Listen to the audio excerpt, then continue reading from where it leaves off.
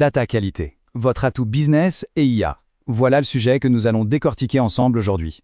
Pendant longtemps, la qualité des données, c'était un sujet, disons, cantonné au DSI. Aujourd'hui, la donne a complètement changé. C'est devenu un véritable pilier stratégique. C'est ce qui soutient la performance opérationnelle, c'est ce qui assure la pertinence de la relation client et, de plus en plus, c'est la condition sine qua non du succès des projets d'IA. Alors, voici le parcours que je propose. On va commencer par comprendre pourquoi c'est un levier stratégique. Ensuite, on se penchera sur le point de départ, qui est absolument essentiel, le besoin métier. De là, on explorera 3 cas d'usage très concrets, puis on parlera de gouvernance, et on terminera avec une synthèse des modèles observés. Alors, entrons dans le vif du sujet avec un principe fondamental. Pour qu'un projet de data qualité réussisse, il y a une règle d'or. Il doit impérativement partir d'une problématique métier, une problématique bien concrète, et surtout pas d'une simple ambition technique. Parce que, en fait, lancer un chantier de ce type sous un angle purement technique, c'est un peu comme construire une solution qui cherche son problème. Ça ne marche pas. Le vrai point de départ, c'est un besoin identifié, un besoin clair, qui vient des équipes commerciales, du marketing ou même du réglementaire. C'est seulement à partir de là qu'on peut justifier un investissement et, surtout, démontrer une valeur ajoutée qui soit mesurable. Et pour voir comment ce principe s'applique concrètement, rien de tel que des retours d'expérience.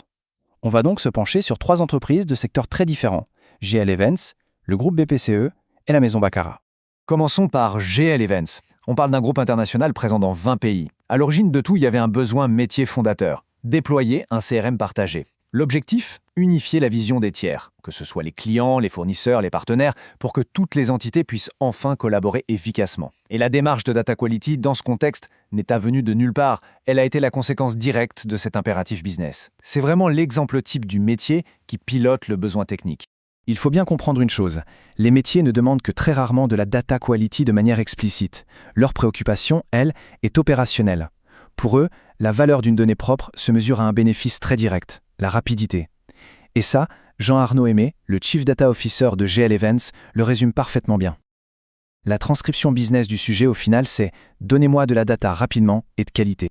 Changement de décor maintenant, on passe au secteur bancaire avec le groupe BPCE. Ici, la qualité des données, ce n'est pas une option, c'est inscrit dans l'ADN même du métier. Pourquoi ? Principalement à cause des cadres réglementaires très stricts, comme BCBS 239.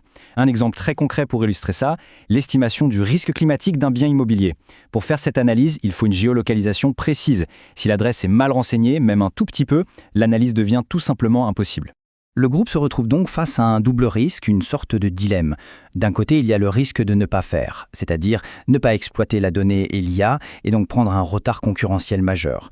De l'autre, il y a le risque de faire, c'est-à-dire se lancer avec des données qui ne sont pas maîtrisées et là on s'expose à des erreurs d'analyse, à de mauvaises décisions et surtout à un risque de non-conformité, parce que les régulateurs, eux, exigent de pouvoir justifier la robustesse de chaque processus. Troisième cas, troisième univers, le luxe, avec la maison Baccarat. Ici, l'enjeu est différent. Il est central, et c'est de cultiver un lien extrêmement riche, personnalisé avec la clientèle. Tout repose sur une connaissance client d'une finesse absolue. Le problème, c'est que cette ambition se heurte à la complexité du modèle glocal de Baccarat, où chaque marché a son autonomie, ce qui crée forcément des disparités dans la façon de saisir les données. Et pour bien mesurer l'ampleur du défi, un chiffre.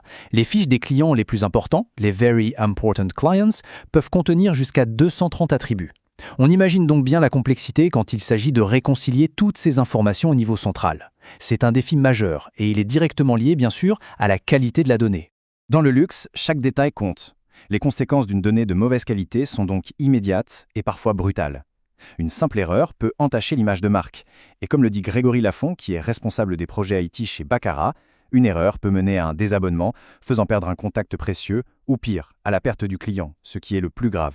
Voilà, on a vu que l'identification du besoin métier est la première étape, c'est le point de départ. Mais ensuite, comment est-ce qu'on s'organise ? Comment mettre en place les structures pour y répondre ? C'est tout l'enjeu de la gouvernance.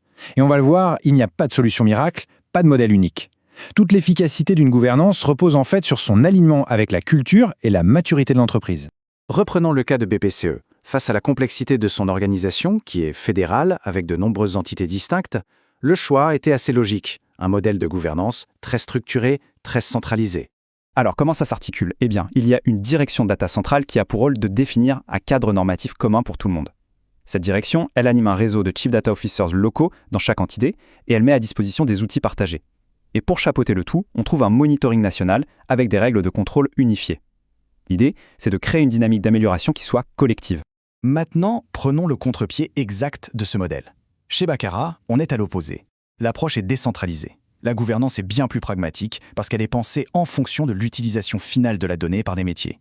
Concrètement, ça veut dire quoi? Ça veut dire que la gestion des données relationnelles, celles qui viennent de Salesforce, est pilotée par les équipes CRM et marketing. Pourquoi?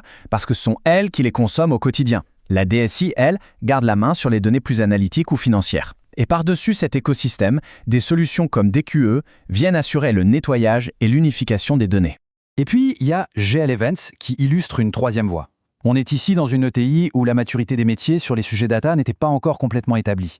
Du coup, c'est la DSI qui a pris les devants. Ce n'était pas un choix par défaut, mais plutôt une nécessité pour débloquer la situation en quelque sorte.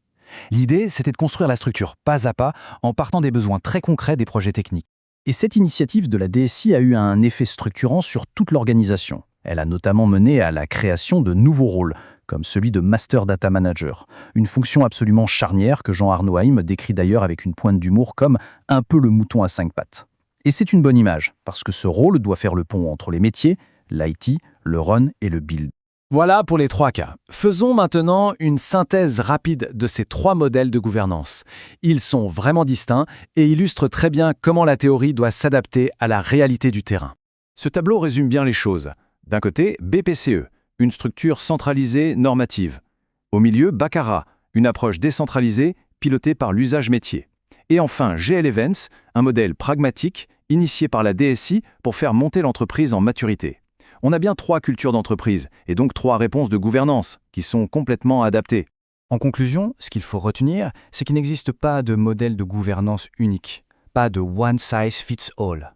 Le véritable enjeu est de choisir et surtout d'adapter l'approche qui correspond le mieux à sa propre culture, à sa propre maturité. La question qui se pose alors pour chaque organisation est bien celle-ci. Laquelle de ces approches résonne le plus avec sa culture interne et surtout pourquoi? Rendez-vous chaque jeudi pour une nouvelle édition de Secret Data.